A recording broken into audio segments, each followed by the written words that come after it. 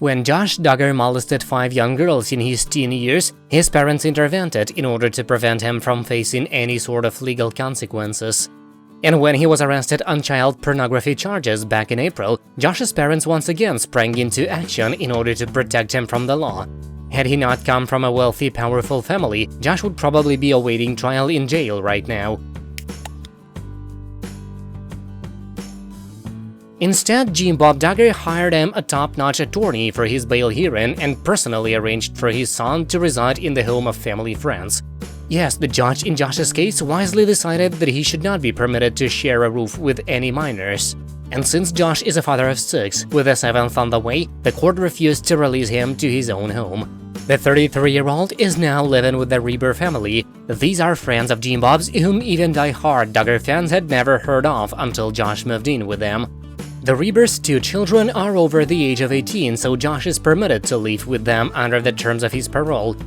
Of course, that doesn't mean that Josh's new caretakers are thrilled by the idea of sharing living quarters with a known sexual predator. There were indications of trouble right off the bat, as someone within the Reber home called 911 on one of the first nights of Josh's release. The reason for the call is still unknown, and the authorities have not been alerted to any disturbances since.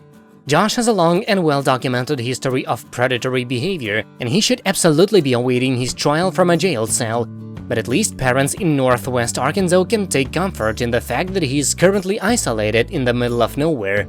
The Rebers reside in a town that's home to just 1,071 citizens, and according to a new report from Fox News, Josh is holed up in an isolated corner of the family's property, where, per court order, he's not even allowed to use the internet. The area where the home is located is indeed desolate, a local source tells the outlet. Very few cars passed through the neighborhood on Sunday.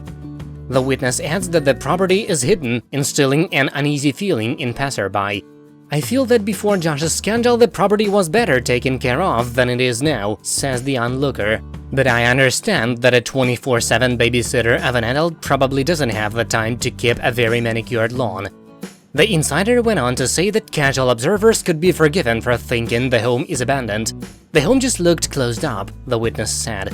It appears oppressive, there's just this heaviness when you go past it. The source confirmed that the Reber's home is far from any neighbors and difficult to access.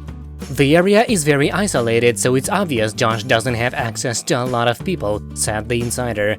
The decision to release Josh pending his trial, which is scheduled to begin on July 6th, was made by the judge Christy Comstock, who presided over his bail hearing but will not be the judge in his criminal trial. I have full confidence in the United States Marshal Service to find you if you decide not to comply with these conditions of release, so don't make me regret this decision, Comstock told Josh at the hearing. You won't, Your Honor. Thank you very much, he replied. He has shown the court he has a history dating back 20 years that shows a sexual attraction to children and the deviousness of his activity, argued prosecutors who requested that Josh be denied bail. He has not left the jurisdiction, he has not left the country, he has not done anything at all other than continue to live his life in this judicial district where he has deep roots, Justin Gelfand, one of the Duggar's attorneys, said. Like the residents of Washington County, we're not thrilled with the idea of Josh being out in the world, but we're holding out hope that justice will be served in his trial next month. That's it for now, thank you for watching, please subscribe to stay tuned.